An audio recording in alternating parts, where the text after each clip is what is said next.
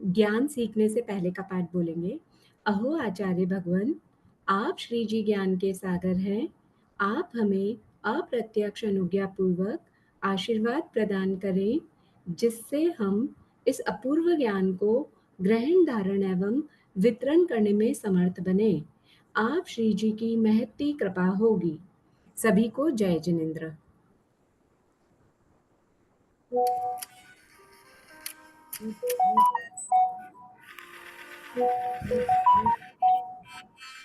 कर्म तत्व की अनुप्रेक्षा से आत्मबोध विकसाए, हम भेद ज्ञान प्रगटाए, हम भेद ज्ञान प्रगटाए। निज आत्म में रमण करे और देह भाव विसराए, हम भेद ज्ञान प्रगटाए, हम भेद ज्ञान प्रगटाए।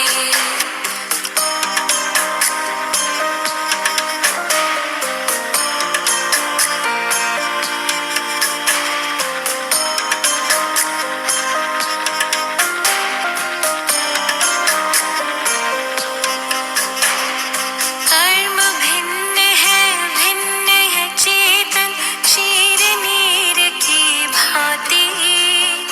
तप का ताप लगे तो बिखरे सोने से ज्यों माटी।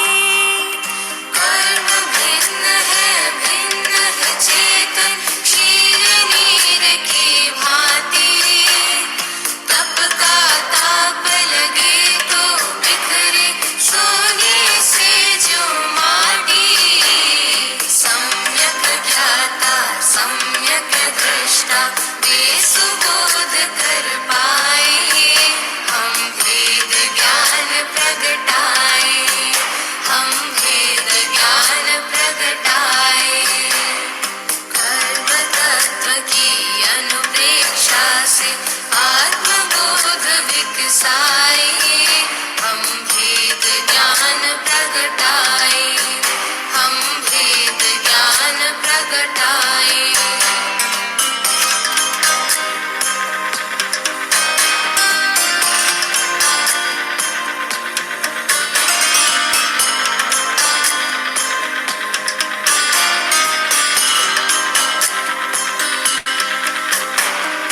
पुण्य भी पुत्कल पाप भी पुत्कल, कर्म भेद ये सारे।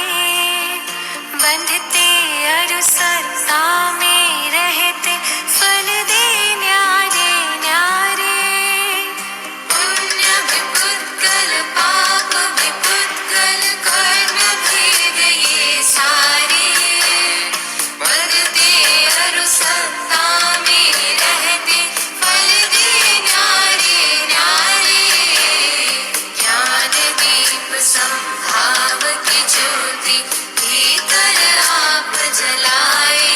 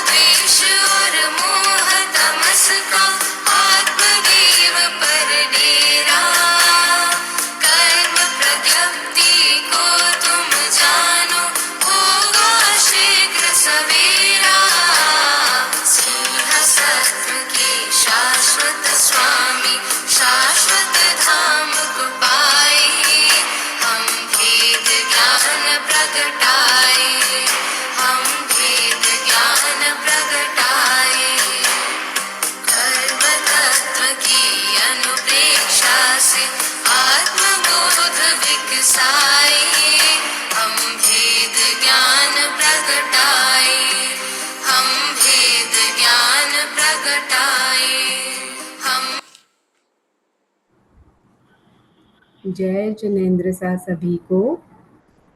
एक मिनट मैं स्क्रीन शेयर कर लेती हूँ।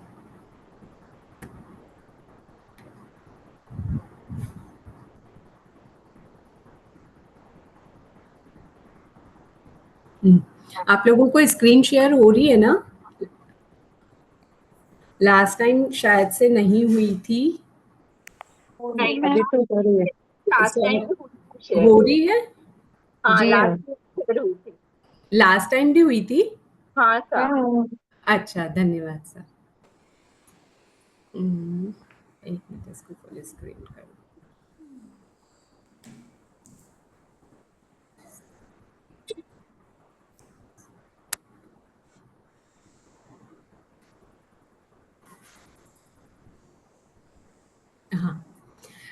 तो हम कर्म प्रज्ञप्ति पढ़ रहे हैं। कर्म प्रज्ञप्ति प्रवेश ग्रंथ पढ़ रहे हैं। उसका चैप्टर 4 चल रहा है हमारा, जिसमें हम कर्म के भेद और उनके उत्तर भेदों की परिभाषाएं कर रहे हैं। उसमें नाम कर्म चल रहा है। नाम कर्म में भी हमने अभी तक वर्ण गंध को समझ लिया था। अब हम रस नाम कर्म पे हैं। ठीक है, गंध हमारा लास्ट टाइम हो गया था, सुगंध और दुर्भिगंध जो था, सुरभिगंध और दुर्भिगंध। अब हम आज पढ़ेंगे इसमें। यहाँ तक में अगर किसी को कोई डाउट है और कोई पहले पूछना चाहते हैं तो पूछ लीजिए।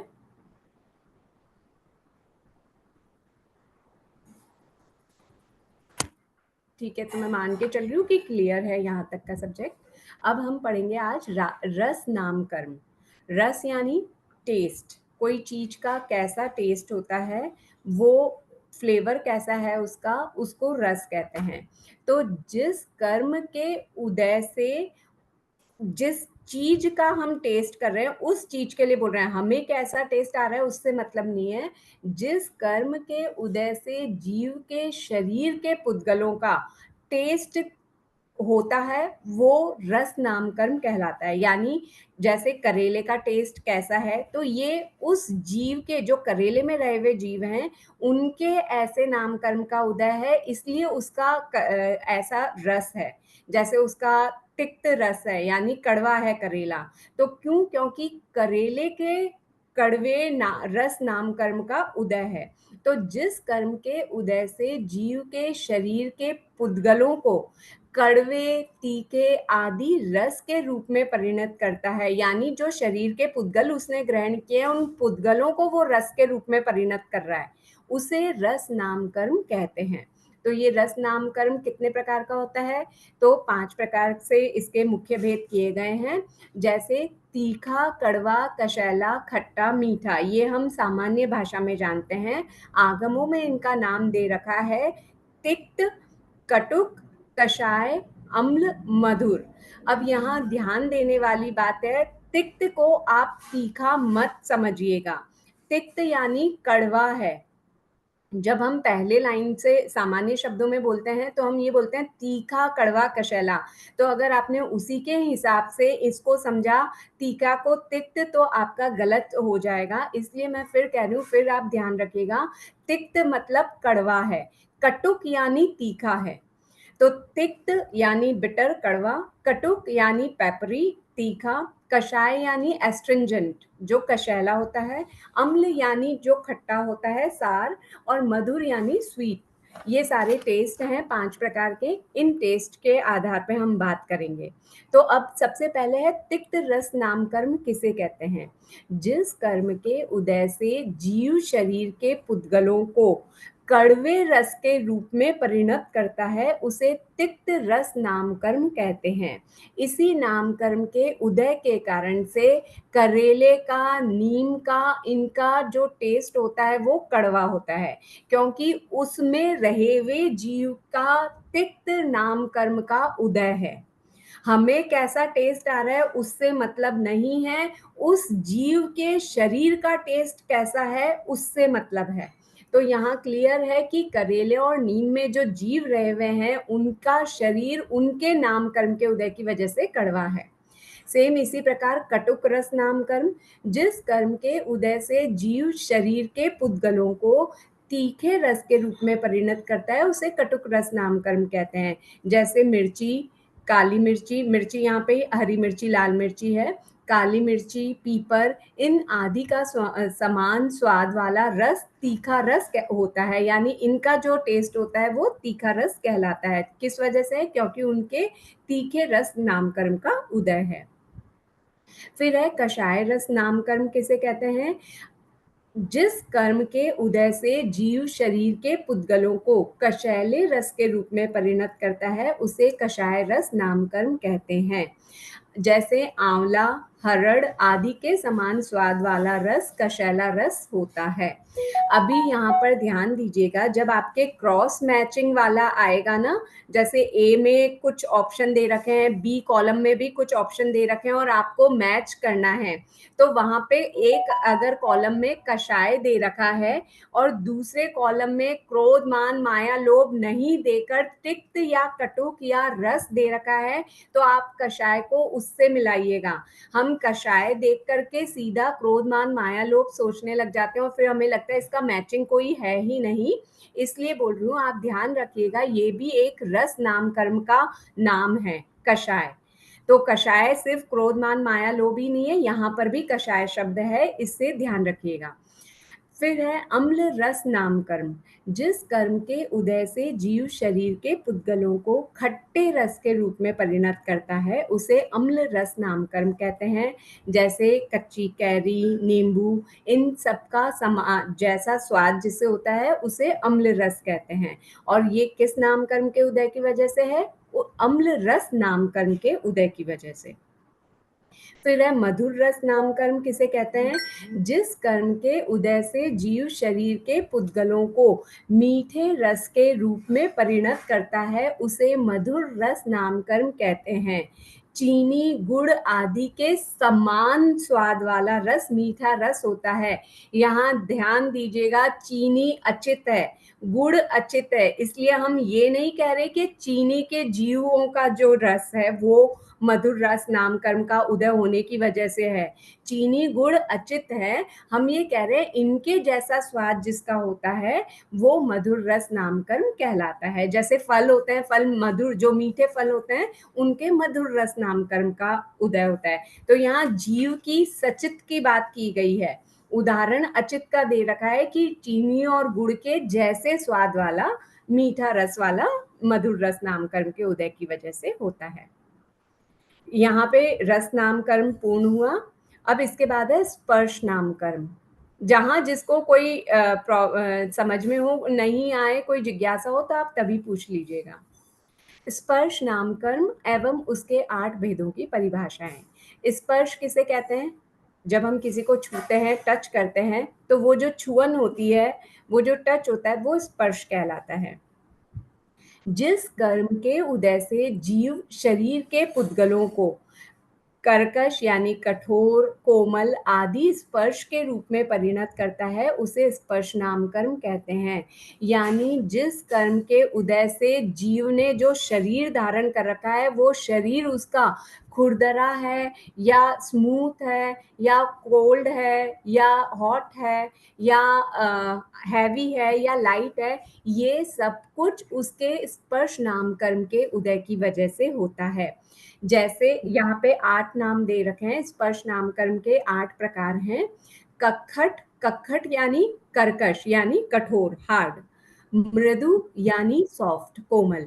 गुरु यानी हैवी। लघु यानी लाइट। शीत यानी कोल्ड, ठंडा। उष्ण यानी हॉट, गर्म। स्निग्ध यानी स्मूथ, चिकना। और रुक्ष यानी रफ, लूखा। स्निग्ध, चिकना, जैसे रोटी पे घी लगाते हैं तो रोटी चिकनी हो जाती है ना, तो वो जो घी की स्निग्धता है वैसा यूज करना है। स्निग्ध यानी चुपड़ा हुआ। रुक्ष यानी रफ यानी लूखा। अब यहाँ पर ध्यान देने वाली बात यह है कि आपको इनका नाम इसी क्रम में लर्न करना होगा। वो बीच में से भी पूछ लेते हैं कि चौथे नंबर का स्पर्श नामकरण कौन सा है, तो आपको याद एकदम लाइन से, क्रम से ही करना है। कखट, मृदु, गुरु, लघु, शीत, उष्ण, स्निग्ध, रुक्ष। ऐसे नहीं कि आपने रैंडमली कोई से भी 8 नाम याद कर लिए तो फिर आपको एग्ज़ाम में प्रॉब्लम आएगी, इसीलिए मैं कह रही हूँ आप क्रम से याद करिएगा। अब है कखट स्पर्श नामकरण किसे कहते हैं? जिस कर्म के उदय से जीव शरीर के पुद्गलों को कठोर स्पर्श के रूप में परिणत करता है, उसे कखट स्पर्श नामकरण कहते हैं। जैसे कोई पत्थर दरदरा होता है, कर्कश जैसा होता है जिसका स्पर्श, तो उसके किस नामकरण का उदय की वजह से उसका शरीर ऐसा है? तो कखट स्पर्श नामकरण की वजह से। जिस कर्म के उदय से जीव शरीर के पुद्गलों को कोमल स्पर्श के रूप में परिणत करता है, उसे मृदु स्पर्श नामकरण कहते हैं। जैसे भेड़ होता है, उसकी ऊन कितनी कोमल लगती है, हम उसके ऊपर हाथ फेरें तो हमें अच्छा लगता है भेड़ के ऊपर, तो उसके किस नामकरण का उदय है? तो उस समय उसके मृदु स्पर्श नामकरण का उदय है, इसलिए हम बार-बार हाथ फेरते हैं तो हमें एकदम मखमली अच्छा फ़ील होता है। गुरु स्पर्श नामकरण किसे कहते हैं? जिस कर्म के उदय से जीव शरीर के पुद्गलों को भारी स्पर्श के रूप में, गुरु के रूप में परिणत करता है, यानी शरीर के पुद्गलों को भारी बनाता है जिस कर्म के उदय से, उसे गुरु स्पर्श नामकरण कहते हैं। जैसे उदाहरण के लिए लोहा, थोड़ा-सा भी लोहा भारी होता है ना, हीरा भारी होता है, छोटा-सा हीरा भी हेवी होता है, तो उनके गुरु स्पर्श नामकरण का उदय समझना। फिर इसके बाद है लघु स्पर्श नामकरण। जिस कर्म के उदय से जीव शरीर के पुद्गलों को लघु यानी हल्के स्पर्श के रूप में परिणत करता है, उसे लघु स्पर्श नामकरण कहते हैं। जैसे रुई, रुई के अंदर काले-काले बीज होते हैं ना, तो रुई उन काले बीजों का क्योंकि लघु स्पर्श नामकरण का उदय है, इसीलिए रुई हल्की होती है। उनका शरीर रुई है और वो रुई हल्की होती है। जब तक वो अपने जीव से जुड़ी हुई है, मैं तब तक की बात कर रही हूँ क्योंकि हम सचित की बात कर रहे हैं। फिर है शीत स्पर्श नामकरण। जिस कर्म के उदय से जीव शरीर के पुद्गलों को ठंडे स्पर्श के रूप में परिणत करता है, उसे शीत स्पर्श नामकरण कहते हैं। शीत स्पर्श नामकरण के उदय के कारण से पानी शीतल लगता है। उष्ण स्पर्श नामकरण। जिस कर्म के उदय से जीव शरीर के पुद्गलों को गर्म स्पर्श के रूप में परिणत करता है, उसे उष्ण स्पर्श नामकरण कहते हैं। जैसे अग्नि, अग्नि गर्म फील होती है ना हमें, तो उसके उष्ण स्पर्श नामकरण का उदय होता है। स्निग्ध स्पर्श नामकरण। जिस कर्म के उदय से जीव शरीर के पुद्गलों को चिकने यानी चिकने स्पर्श के रूप में परिणत करता है, उसे स्निग्ध स्पर्श नामकरण कहते हैं।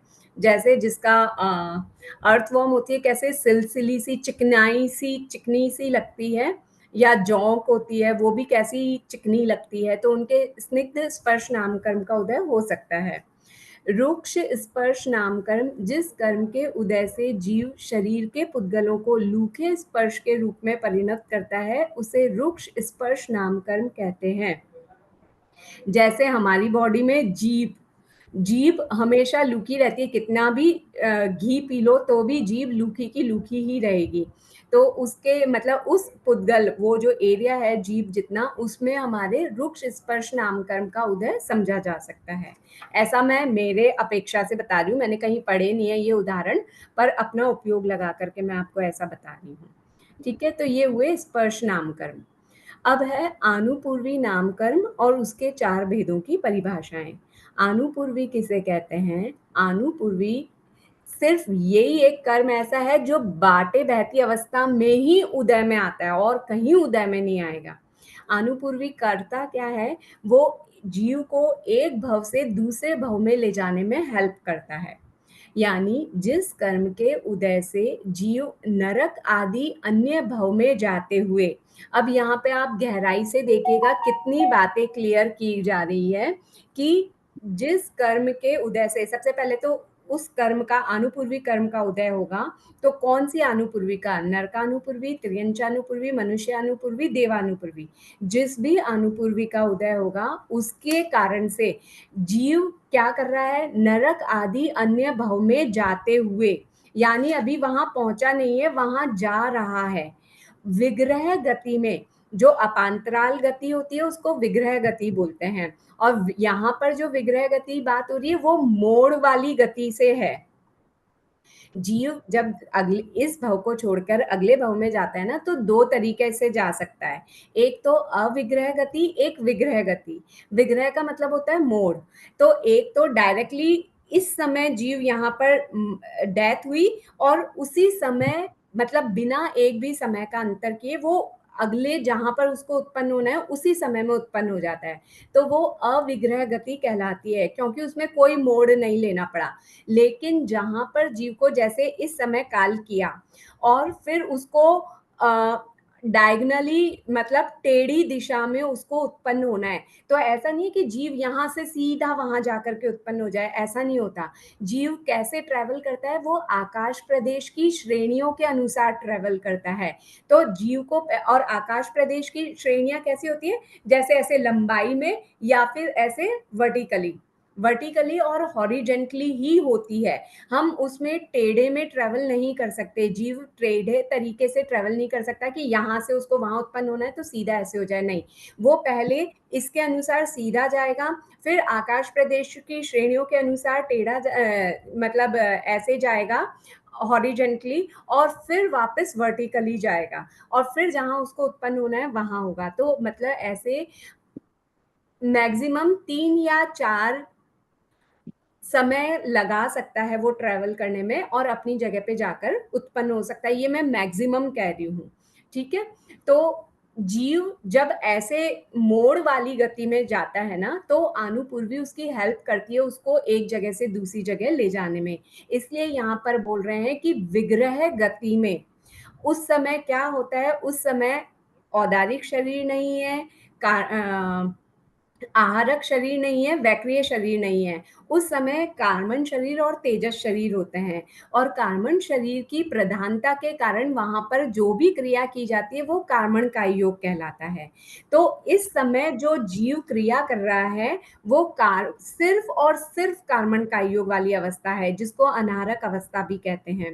तो कार्बन का योग के समय आकाश प्रदेशों की श्रेणियों के अनुसार गति कराता है, वो आनुपूर्वी नामकरण कहलाता है। वापस से एक बार मैं इन अलग-अलग शब्दों को जो इनका है मीनिंग वो बताती हूँ, फिर एक बार हम टोटल का अर्थ समझ लेंगे। पहली बात, जिस कर्म के उदय से, क्यों कर्म की बात हम क्यों कर रहे हैं, क्योंकि हम आनुपूर्वी नाम कर्म को समझ रहे हैं, इसीलिए हम बोल रहे हैं कि जिस कर्म के उदय से, यानी जो कर्म मैंने बांधा हुआ है जब वो उदय में आएगा तभी ये हेल्प करेगा।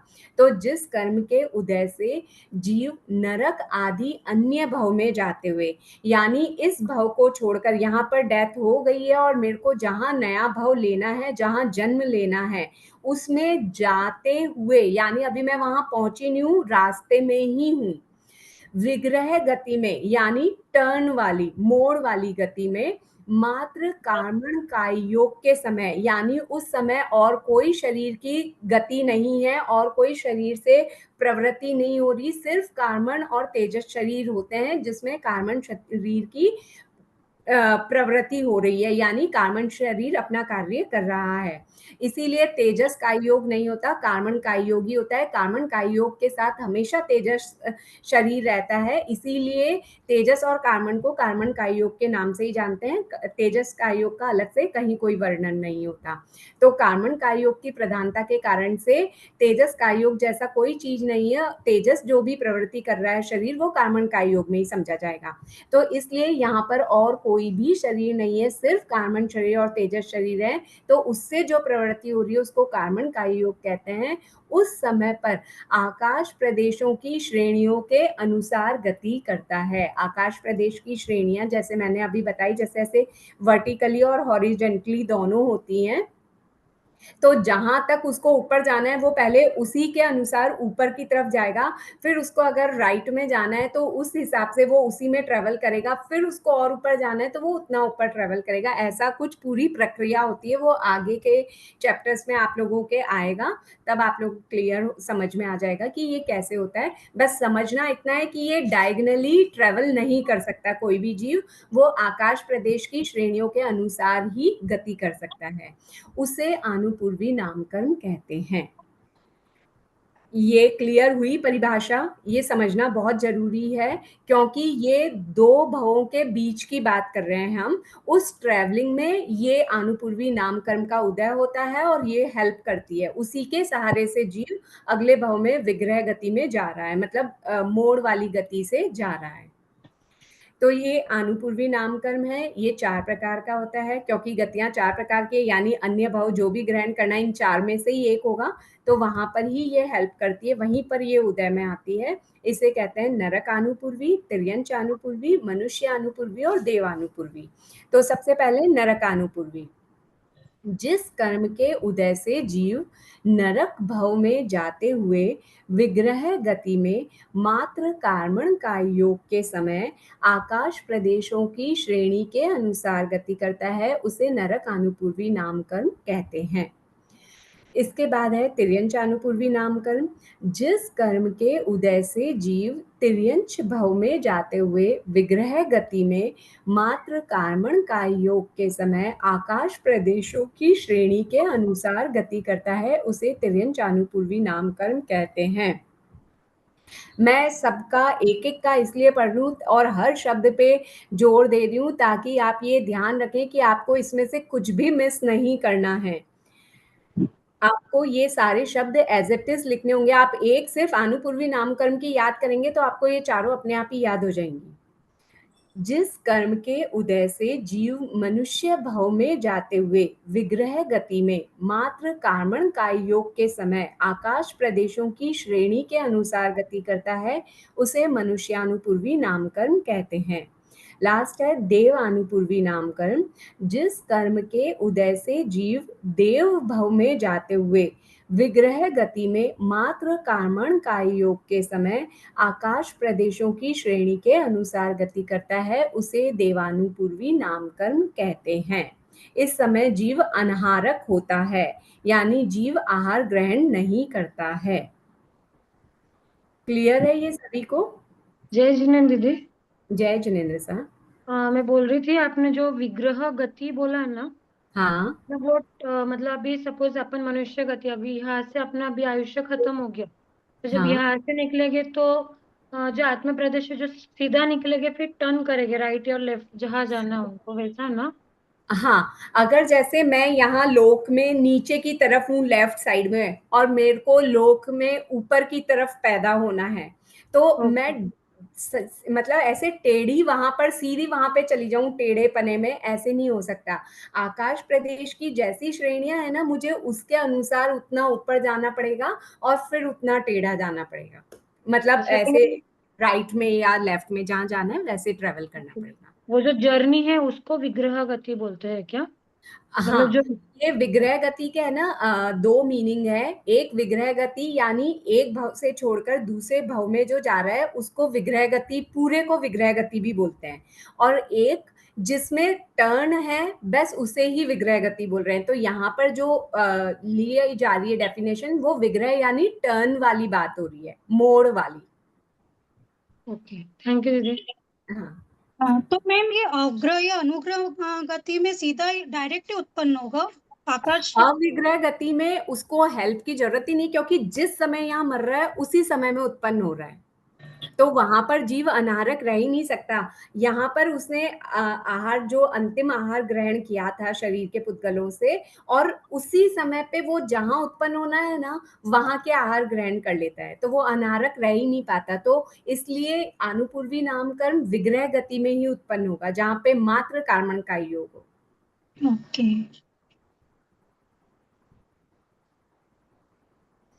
इसके बाद है विहायो गति।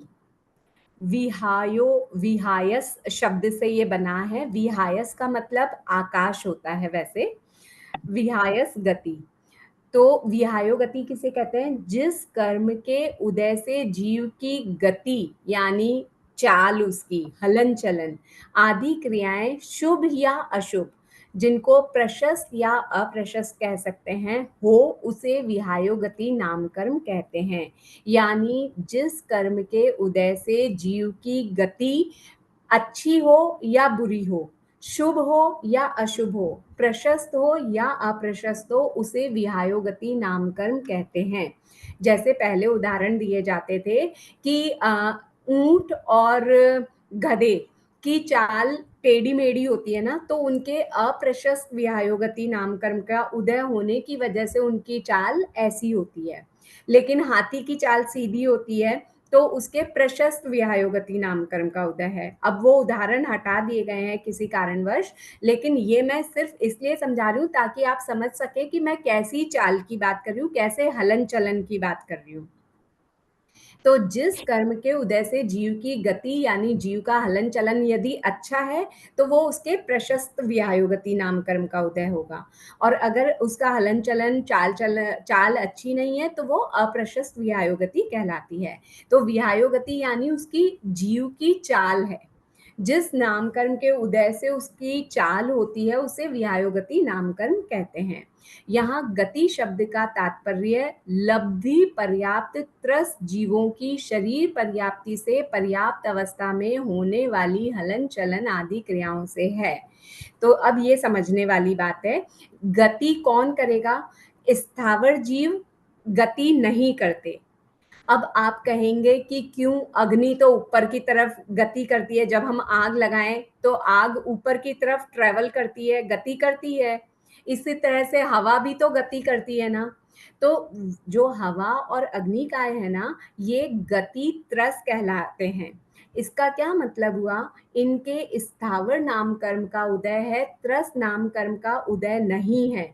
लेकिन क्योंकि इनका स्वभाव ही ऐसा है, इसीलिए ये गति त्रस कहलाते हैं।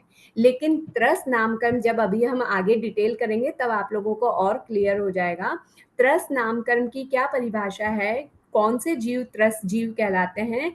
जो जीव सुख या मतलब सुख को पाने के लिए धूप से छांव में, छांव से धूप में गति कर सके, यानी अपनी इच्छा से गति कर सके, उसे त्रस जीव कहते हैं। तो जो ये स्थावर जीव हैं, ये गति नहीं स्वभाव से कर सकते हैं, लेकिन अपनी इच्छा से गति नहीं कर सकते। हम यहाँ पे किन जीवों की बात कर रहे हैं? त्रस जीवों की, जो अपनी इच्छा से गति कर सकते हैं।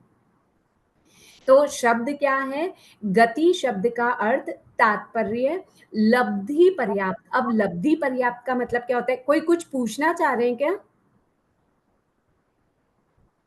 ठीक है।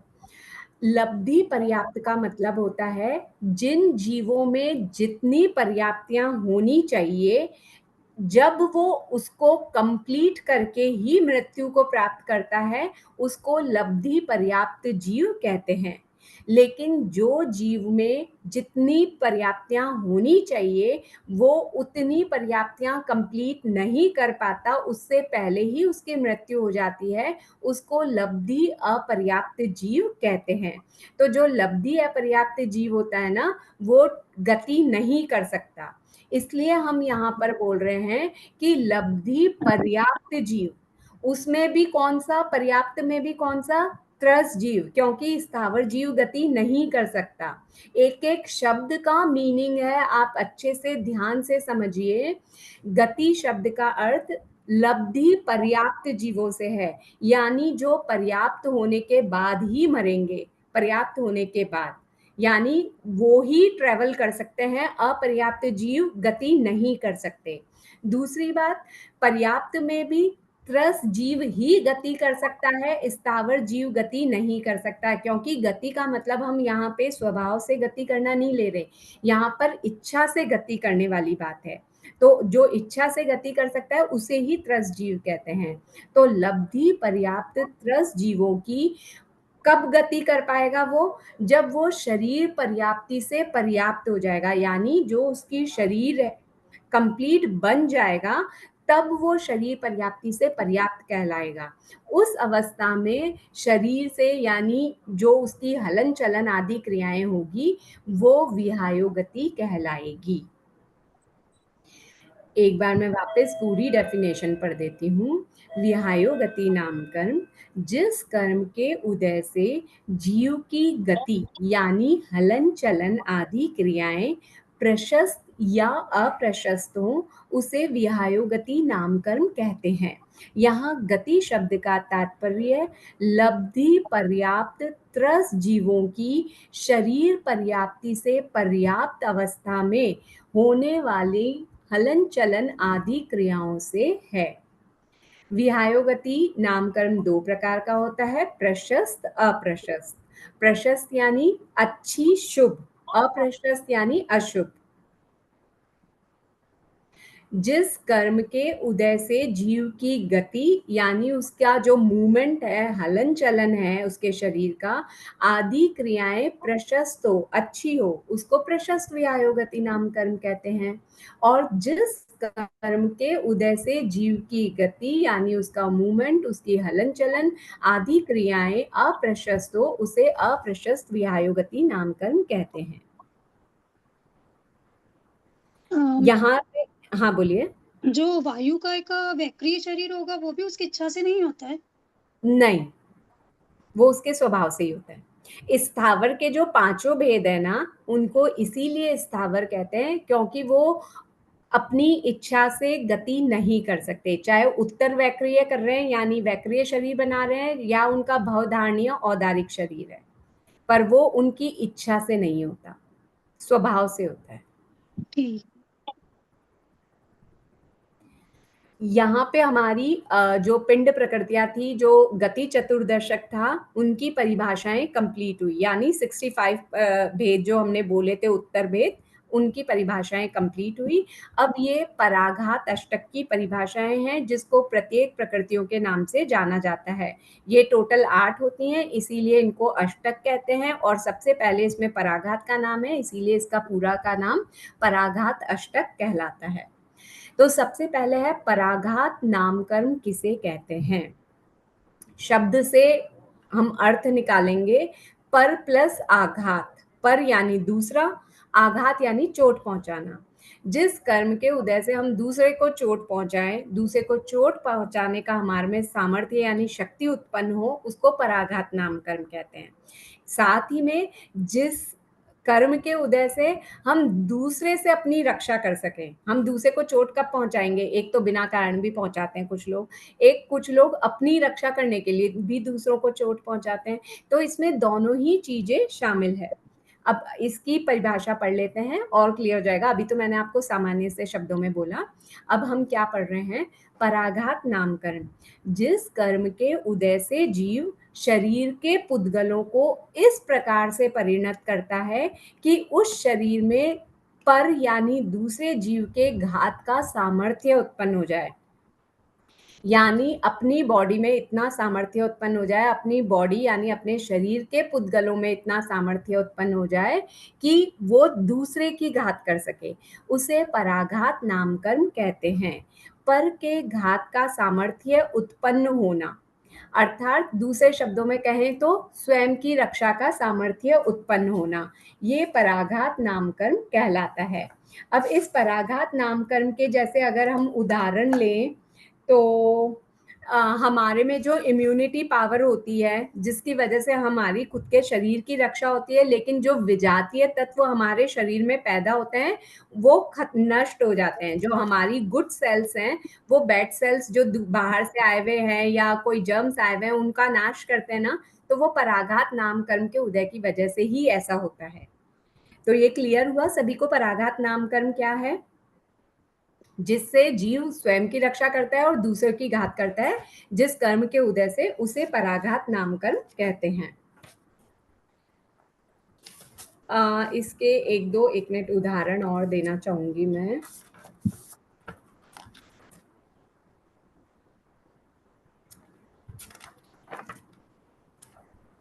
हाँ, वही हिंदी में ही लिख रखा है, रोग प्रतिरोधात्मक शक्ति, इम्यूनिटी पावर जो होती है अपनी, वो पराघात नामकरण का ही उदाहरण है।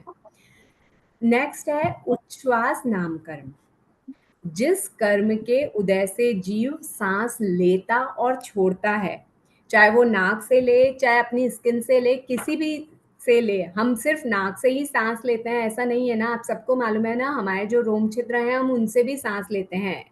तो जिस कर्म के उदय से जीव सांस लेता और छोड़ता दोनों कार्य करता है, उसको उच्छ्वास नाम कर्म कहते हैं। जिस कर्म के उदय से जीव उच्छ्वास लब्धि से युक्त हो, यानी वो सांस लेने और छोड़ने लायक हो, उसमें इतनी शक्ति हो, लब्धि यानी शक्ति, सामर्थ्य, उसमें इतना सामर्थ्य हो कि वो सांस ले भी सके और छोड़ भी सके। तो जिस कर्म के उदय से क्या उसे उच्छ्वास नामकर्म कहते हैं। उच्छ्वास लब्धि से युक्त जीव आनापान के योग्य पुद्गलों को ग्रहण करता है। आनापान यानी आन और अपान यानी सांस लेना और छोड़ना के योग्य, जो इसके योग्य पुद्गल होते हैं, यानी कुछ ग्रहण करेगा ना, वो सांस ले रहा है तो जो पुद्गल ग्रहण कर रहा है और जो छोड़ रहा है उसको आनापान के योग्य पुद्गल कहते हैं। उनको जिस लब्धि के कारण लेता और छोड़ता है उसे उच्छ्वास नामकर्म कहते हैं। आनापान पर्याप्ति से पर्याप्त जीवों में ही उच्छ्वास नामकर्म का उदय होता है। इसके लिए आपको पर्याप्तियों का ज्ञान होना चाहिए कि सबसे पहले जीव आहार पर्याप्ति करता है, फिर शरीर पर्याप्ति करता है, फिर श्वासोच्छ्वास इंद्रिय पर्याप्ति करता है, आहार, शरीर, इंद्रिय, श्वासोच्छ्वास, भाषा, मन, ऐसे क्रम से ये पर्याप्तियां होती है। तो जब उसकी आनापान पर्याप्ति कंप्लीट हो जाएगी, यानी वो उसके योग्य पर्याप्त हो जाएगा, आनापान करने के पर्याप्त हो जाएगा, वो पर्याप्तियों से युक्त हो जाएगा, उसके बाद ही जीव सांस लेने और छोड़ने लायक होता है। तो तब उसके उच्छ्वास नामकर्म का उदय होता है।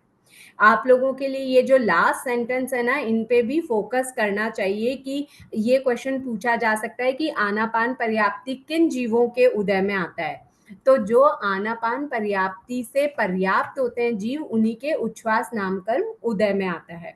मतलब सॉरी, वो ऐसे पूछ सकते हैं कि उच्छ्वास नामकर्म किन जीवों के उदय में आता है। तो जो जीव आनापान पर्याप्ति से पर्याप्त होते हैं उन जीवों के उच्छ्वास नामकर्म का उदय होता है। और उच्छ्वास नामकर्म के उदय के कारण ही जीव उच्छ्वास कर सकता है, यानी सांस ले सकता है, छोड़ सकता है। अब है आतप नामकर्म किसे कहते हैं। आतप, आजा तप ले, यानी आजा मैं तुझे गर्म कर देता हूँ। ये सिर्फ याद करने के हिसाब से बोल रही हूँ मैं। आतप नाम कर्म किसे कहते हैं। जिस कर्म के उदय से जीव शरीर के पुद्गलों को इस प्रकार से बदलता है, इस प्रकार से परिणत करता है कि वो पुद्गल स्वयं गर्म न होते हुए भी गर्म प्रकाश देते हैं, स्वयं उष्ण न होते हुए, स्वयं अनुष्ण होते हुए भी उष्ण प्रकाश प्रकट करें, उसे आतप नाम कर्म कहते हैं। आतप नाम कर्म का फेमस उदाहरण है सूर्य। सूर्य में जो रहे हुए बादर पृथ्वी कायिक जीव हैं, सूर्य विमान में जो रहे हुए बादर पृथ्वी कायिक जीव हैं, उनके आतप नाम कर्म का उदय होता है। अर्थात वो स्वयं गर्म नहीं है, मगर वो गर्म प्रकाश देते हैं। लेकिन इसका मतलब ये नहीं है कि सिर्फ सूर्य विमान में रहे हुए बादर पृथ्वी कायिक जीवों में ही इसका उदय होता है, नहीं। इस प्रकार से अन्य बादर पृथ्वी कायिक जीवों में भी आतप नाम कर्म का उदय संभव है। लेकिन ध्यान देने योग्य बात है कि सिर्फ पृथ्वी काय में ही आतप नाम कर्म का उदय हो सकता है, वो भी बादर पृथ्वी में ही। सूक्ष्म पृथ्वी कायिक के जीवों में इसका उदय नहीं होता, बादर पृथ्वी कायिक जीवों में ही आतप नाम कर्म का उदय हो सकता है और किसी में नहीं होता। तो ध्यान रखिएगा, आतप नाम कर्म सिर्फ बादर पृथ्वी कायिक जीवों के उदय में आता है। और आतप नाम कर्म के उदय से होता क्या है, जीव स्वयं अनुष्ण यानी स्वयं ठंडे होते हुए भी, स्वयं गर्म न होते हुए भी गर्म प्रकाश प्रदान करते हैं। इसे आतप नाम कर्म कहते हैं। अब है उद्योत नाम कर्म। उद्योत नाम कर्म जिस कर्म के उदय से जीव शरीर के पुद्गलों को ऐसा बनाता है कि स्वयं ठंडा होता है और ठंडा ही प्रकाश प्रदान करता है। यानी जिस कर्म के उदय से जीव शरीर के पुद्गलों को इस प्रकार परिणत करता है कि वे स्वयं उष्ण न हो और उष्णता रहित ही प्रकाश प्रकट करें, उसे उद्योत नाम कर्म कहते हैं। इसके लिए भी हम चंद्रमा का उदाहरण देते हैं। जैसे चंद्र विमान में रहे हुए जो पृथ्वी कायिक जीव हैं, उनके उद्योत नाम कर्म का उदय होता है। लेकिन यहाँ ध्यान देने योग्य बात यह है कि ये सिर्फ पृथ्वी काय में ही नहीं, सभी तिर्यंश इसका बंध कर सकते हैं।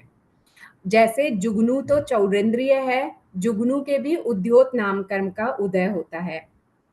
इसी तरह मनुष्य जैसे आहारक शरीर बनाता है ना, तो किसी आहारक शरीर में उद्योत नाम कर्म का उदय पॉसिबल है, हो सकता है, सब में होगा जरूरी नहीं है, लेकिन किसी आहारक शरीर में भी उद्योत नाम कर्म का उदय हो सकता है।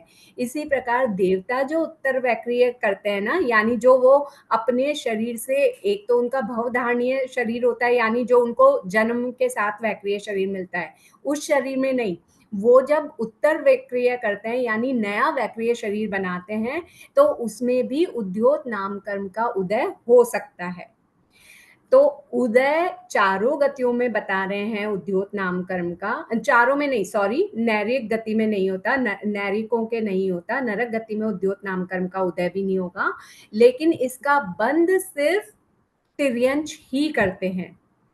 जैसे आतप नाम कर्म का हम कह रहे हैं ना कि सिर्फ पृथ्वी काय, बादर पृथ्वी काय में ही उदय होता है, वैसे बोल रहे हैं कि उद्योत नाम कर्म का उदय तिर्यंश में भी हो सकता है, मनुष्य में भी हो सकता है, देवता में भी हो सकता है। लेकिन इसका बंध कब होता है? तो जब जीव तिर्यंश प्रायोग्य प्रकृतियों का बंध करता है, तभी वो उद्योत नाम कर्म का बंध कर सकता है। अगर मेरी बातों से कंफ्यूज हो रहे हो तो इतना कंफ्यूज मत होना, बस सीधी बात है कि तिर्यंश में मिल सकता है, ऐसी इनके लिए बाधा नहीं है कि ये सिर्फ पृथ्वी काय में ही मिले। तो पृथ्वी काय के जीव जो चंद्र विमान में रहे हुए हैं, उनमें भी उद्योत नाम कर्म का उदय होता है, और जुगनू भी। हाँ, बोलिए सर। आप बोल रहे चारों गति में उद्योत को चारों नहीं, नरक को मत लीजिएगा, वो मेरे मुंह से नहीं, गलत ये निकला। खाली त्रियंश में ही होता है, मनुष्य और देव उसमें। देखो, मनुष्य में आहारक शरीर में इसका उदय हो सकता है, देवताओं में उत्तर वैक्रिय शरीर में इसका उदय हो सकता है, लेकिन इनका बंध सिर्फ तभी होगा जब कोई जीव तिर्यंश प्रायोग्य प्रकृतियों का बंध करेगा। अभी यहाँ पे मतलब क्लियर जो उदाहरण दे रखे हैं आप वो समझ लीजिए, जैसे चंद्र विमान में रहे हुए पृथ्वी का एक जीव है और जैसे जुगनू है, मतलब इनका उदाहरण देने से आपको समझ में आ जाएगा कि उद्योत नामकर्म यानी किसकी बात हो रही है। नहीं तो यहाँ तो त्रियंश के उदाहरण है ना मात्र। यहाँ तिर्यंश के उदाहरण है, क्योंकि तिर्यंश प्रायोग्य प्रकृतियों का बंध करते हुए ही जीव उद्योत नामकर्म का बंध कर सकता है, लेकिन उदय में वहां पर भी आएवा है, मतलब आगे आप जब बंध स्वामित्व, उदय स्वामित्व वगैरह पढ़ेंगे, जैसे जैसे आप आगे बढ़ते जाएंगे ना, ये विषय और क्लियर होते चले जाएंगे। मैम अग्निकाय में भी होगा क्या ये उद्योत या आतप? किसमें? अग्निकाय में। हाँ, अग्नि, एक मिनट, अग्नि स्वयं अनुष्ण, वो तो खुद भी गर्म है और गर्म प्रकाश दे रही है ना। हम यहाँ बोल रहे हैं जो स्वयं उष्ण ना हो और उष्ण प्रकाश प्रकट करे। और क्लियर बोल रहे, आतप की बात कर रहे हो या उद्योत की कर रहे हो आप? पहली बात, किसमें आएगा? अगर अग्निकाय को लेते हैं तो किसमें आएगा? अग्निकाय में ना आतप आएगा ना उद्योत आएगा। देखो, उद्योत तो वैसे ही नहीं आएगा, क्योंकि उद्योत की परिभाषा है कि वो स्वयं भी उष्ण ना हो और उष्णता रहित प्रकाश प्रकट करे, यानी शीतलता दे, तो उद्योत तो वैसे ही अलग हो गया। और आतप में भी वो नहीं आएगा, क्योंकि यहाँ बोल रहे हैं कि स्वयं उष्ण ना होते हुए उष्ण प्रकाश प्रकट करे। उसमें जो उष्णता है ना अग्नि में, वो उसके उष्ण नामकर्म, जो अभी हमने स्पर्श में पढ़ा था ना, उष्ण नामकर्म शीत उष्ण, वहां पर उसके उष्ण स्पर्श नामकर्म का उदय होता है, इसलिए वो गर्म लगती है। क्लियर है? हाँ, ठीक है सर, थैंक यू। अब है अगुरु लघु।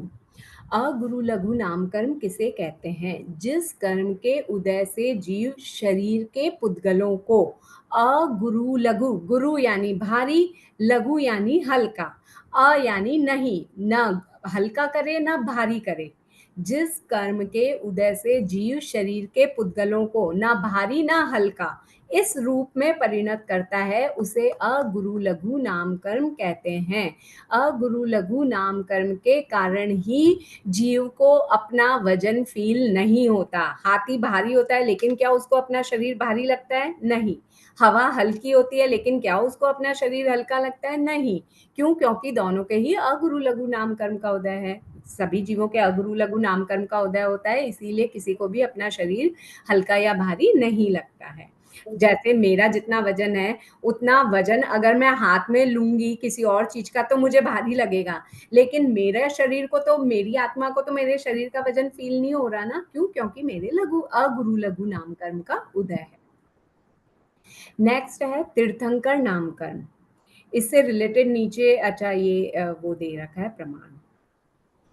अब है तीर्थंकर नाम कर्म। जिस कर्म के उदय से जीव त्रिलोक वंदनीय तीर्थंकर पद को प्राप्त करे और उसका अनुभव करे, यानी तीर्थंकर पद को प्राप्त करके उसका अनुभव करे, उस पर्याय का अनुभव करे, उसे तीर्थंकर नाम कर्म कहते हैं। तीर्थंकर नाम कर्म का दूसरा नाम जिन नाम कर्म भी है। तो ये ध्यान दीजिएगा, तीर्थंकर नाम कर्म और जिन नाम कर्म एक ही बात है। अब तीर्थंकर किसे कहते हैं? जो तीर्थ की स्थापना करता है उसे तीर्थंकर कहते हैं। तीर्थ की स्थापना यानी क्या सोमनाथ तीर्थ या हरिद्वार तीर्थ ऐसे तीर्थों की स्थापना करे उसे तीर्थंकर कहते हैं? तो नहीं, आप सभी जैन हैं, आप सबको अच्छी तरह से मालूम है तीर्थ हमारे 4 होते हैं, साधु, साध्वी, श्रावक, श्राविका। जी, तो जो इनका शुरू करता है, यानी जो इनका तीर्थ की स्थापना करता है, उन्हें ही तीर्थंकर कहते हैं। और ये तीर्थंकर क्यों बनते हैं? क्योंकि उनके तीर्थंकर नाम कर्म का उदय होता है। ऐसे 20 बोल बताए गए हैं जिनके कारण से तीर्थंकर नाम कर्म का बंद होता है। तो जिसके उदय होगा उसे तीर्थंकर कहेंगे। ठीक है। मैम मैं सिर्फ एक ही पूछना चाहती हूँ कि जैसे सभी के डेफिनेशन में पुद्गलों को परिणित करता है, तो तीर्थंकर नाम कर्म में पुद्गल शब्द का नहीं आया है, तो कुछ रीजन? नहीं है, क्योंकि ये जीव विपाकिनी प्रकृति है, पुद्गल विपाकिनी प्रकृति नहीं है। अब मैं फिर मुझे वही सेंटेंस बोलना पड़ेगा कि आप जैसे जैसे आगे बढ़ेंगे तो आपको पता चलेगा ये जीव विपाकिनी प्रकृतियां होती है जो जीव में अपना फल प्रदान करती हैं, प्रकट करती हैं, और कुछ पुद्गल विपाकिनी प्रकृतियां होती है जो शरीर में अपना फल प्रकट करती हैं। तो ये आगे जाके डिवीजन होगा तब पता चलेगा। इसमें शरीर में वो फल प्रकट नहीं कर रही है, जीव को ये फायदा हो रहा है, मतलब जीव ने अपने में, जीव में ये लब्धि प्राप्त हो रही है, आप ऐसे समझ लीजिए तीर्थंकर नाम कर्म की। इसमें शरीर का नहीं है ना, ये पुद्गल विपाकिनी प्रकृति नहीं है, जीव विपाकिनी प्रकृति है। निर्माण नाम कर्म, नाम कर्म में दोनों तरह की प्रकृतियां हैं, पुद्गल विपाकिनी भी है और जीव विपाकिनी भी है। बाकी सारे जो है ना वो जीव विपाकिनी प्रकृतियां ही हैं। अब है निर्माण नाम कर्म किसे कहते हैं? जिस कर्म के उदय से जीव शरीर के पुद्गलों के द्वारा शरीर का यथोचित रूप से निर्माण करता है, यानी जैसा होना चाहिए वैसा निर्माण करता है, उसे निर्माण नाम कर्म कहते हैं। जैसे मनुष्य के, हमारे शरीर में आंखें यहीं होनी चाहिए तो यहीं है, किसी की आंखें यहाँ है क्या? अगर किसी की आंखें यहाँ हैं तो यानी उसके निर्माण कर्म का क्षयोपशम, मतलब निर्माण कर्म का उदय नहीं है, या कम है, या सही समय पर नहीं हुआ। लेकिन ऐसा होता नहीं है ना, जनरली सबके फेस पर ही आंखें हैं, तो जिसके जहां पर जो पार्ट होना चाहिए वो निर्माण नाम कर्म के उदय के कारण से ही होता है। जैसे मनुष्य के सिर, आंख, कान आदि जिस स्थान पर होने चाहिए वो निर्माण नाम कर्म के उदय से ही उस स्थान पर होते हैं। अब इसके बाद लास्ट है इसमें, उपघात नाम कर्म किसे कहते हैं? जैसे पराघात था, वहां पे पर की घात कर रहा था, यानी दूसरे को हानि पहुंचा रहा था। यहाँ उपघात है, उपघात यानी स्वयं की, घात यानी नुकसान करना, हानि पहुंचाना। जिस कर्म के उदय से जीव शरीर के पुद्गलों को स्वयं शरीर के लिए ही घातक रूप में परिणत करता है, यानी वो शरीर के पुद्गलों को ऐसे कन्वर्ट करता है कि वो स्वयं के शरीर के लिए ही प्रॉब्लम देने वाले हो जाएं, उसे उपघात नाम कर्म कहते हैं। जैसे प्रतिजिह्वा यानी 2 जीभ होना, चोरदंत जैसे आगे की तरफ दांत निकल आना, अंगुली जैसे छठी अंगुली जो होती है वो हो, या फिर हमारे शरीर में ही पित्त, कफ, वात, इनका जो बैलेंस होना चाहिए वो बैलेंस बिगड़ जाना। तो स्वयं ही प्रॉब्लम पाते हैं हम अपने शरीर के ही कारण। हमारे ही शरीर में जब विजातीय तत्व उत्पन्न हो जाएं, जो जैसे कैंसर सेल्स हैं हमारे ही शरीर में उत्पन्न हो जाती हैं, तो वो उपघात नाम कर्म के उदय की वजह से है। और इसी में स्वयं को मतलब सुसाइड कर लेना, ये भी उपघात नाम कर्म है। आत्मदाह कर लेना, स्वयं को जला डालना, ये भी उपघात नाम कर्म है। ये सब उपघात नाम कर्म के उदाहरण हैं, जिसमें स्वयं के लिए ही प्रॉब्लम खड़ी करता है। उपघात स्वयं की घात करता है। यहाँ पे नीचे टिप्पणी में दिया हुआ है आतप नामकर्म से रिलेटेड। आतप नामकर्म का उदय सूर्य विमान में रहे हुए बादर पृथ्वीकायिक जीवों में तथा अनेक अन्य बादर पृथ्वीकायिक जीवों में होता है। इससे संबंधित प्रमाण आप यहाँ पर देख सकते हैं। अच्छा, उन्होंने आगे दे रखा है कि आप कहाँ पर देख सकते हैं। 4:27 हो गई है। किसी को कोई डाउट है तो आप लोग पूछ लीजिए। आज जो हमने पढ़ा उसमें से किसी को कहीं पे कोई डाउट है? बहुत अच्छी बात है कि आपका सब कुछ क्लियर है। मैम, ये नाम कर्म और संघटन में कितना पास में मिला सकते हैं? मतलब दोनों का मीनिंग तो एक ही है। किसका? सॉरी, एक बार वापस बताइए। संघाटन नाम कर्म और निर्माण नाम कर्म। हाँ, संघातन और निर्माण। संघातन यानी संघ यानी एकीभूत करना, एकत्रित करना, और निर्माण का मतलब है यथोचित जगह पर करना। जिस जगह होना चाहिए उसी जगह पर कर रहे हैं, ये निर्माण नाम कर्म का कार्य है। और संघातन का में आप एकत्रित शब्द पे जोड़ दीजिएगा, उसमें एकीभूत कर रहा है वो। नहीं, ये लाइन इसमें भी है ना, इस कर्म के वहां पे भी है, यथा योग्य स्थान पर है। हाँ, यथोचित स्थान पर एकत्रित होते हैं, सिर पांव आदि योग्य पुद्गल शरीर में। जी हाँ, बराबर है। थोड़ा थोड़ा सा ही डिफरेंस है, वहां पर भी यही बोल रहे हैं, लेकिन वहां पर एकत्रित होने पे ज्यादा फोकस किया जा रहा है कि जैसे यहाँ पर आंख बनानी थी, तो आंख बनाने से योग्य जो पुद्गल थे वो यहाँ पर आकर इकट्ठे हो गए। एक ये चीज हुआ संघातन, और आंख मेरी यहीं पर है, ये हुआ निर्माण। बहुत माइन्यूट सा फर्क है, लेकिन फर्क है। मैंने जो बोला उस उदाहरण से शायद आपको क्लियर हुआ हो। मेरी आंख इस जगह पे होनी चाहिए, तो इस आंख को बनाने के लिए जो मटेरियल चाहिए था, जो पुद्गल चाहिए थे, वो आकर यहाँ इकट्ठे हो गए, ये संघात है। और मेरी इसी जगह पर बन रही है, ये निर्माण नाम कर्म का कार्य है। अच्छा, मतलब उदाहरण से शायद थोड़ा क्लियर हो जाए, थोड़ा सा डिफरेंस है, ज्यादा नहीं है। अच्छा, है ना। जब आप उसकी डेफिनेशन लिखें, एकत्रित करने पर फोकस रखिएगा कि एकत्रित करना, उसमें भी यही है कि शरीर के यथोचित स्थान पर, यथा स्थान पर एकत्रित कर रहे हैं। और यहाँ पर भी है कि यथोचित स्थान पर निर्माण कर रहे हैं। शब्दों का हल्का सा डिफरेंस है, उस पर ध्यान रख लीजिएगा, है ना। ठीक है। और किसी की कोई जिज्ञासा है क्या? नहीं तो फिर मैं अगुरु लघु के बारे में और थोड़ा सा बताना चाहूंगी। नहीं है? ठीक है। अगुरु लघु नामकर्म जो हम कह रहे हैं ना, जिस वजह से जीव को एक तो अपना शरीर हल्का या भारी फील नहीं होता, वो भी अगुरु लघु नामकर्म के उदय से है। दूसरी बुक में मैंने और पढ़ा है, उसमें बता रखे हैं कि जिस वजह से जीव का शरीर संतुलित रहता है। संतुलित रहना यानी शरीर में जो संतुलन बना रहना चाहिए, वो भी अगुरु लघु नामकर्म के उदय से होता है। तो इसके उदाहरण में जैसे हम बोल सकते हैं, अंतःस्त्रावी ग्रंथियां जो होती है ना, वो अगुरु लघु नामकर्म के उदय से होती हैं। जैसे थायराइड है, जो हमारी थायराइड की ग्रंथि है, पैराथायराइड है, एड्रिनल है, थाइमस है, पीनियल है, ये सारी ग्रंथियां अगुरु लघु नामकर्म के उदय से है, क्योंकि ये हमारी बॉडी में संतुलन बनाए रखने का कार्य करती हैं। तो ये कुछ अगुरु लघु नामकर्म के उदाहरण आप समझ सकते हैं।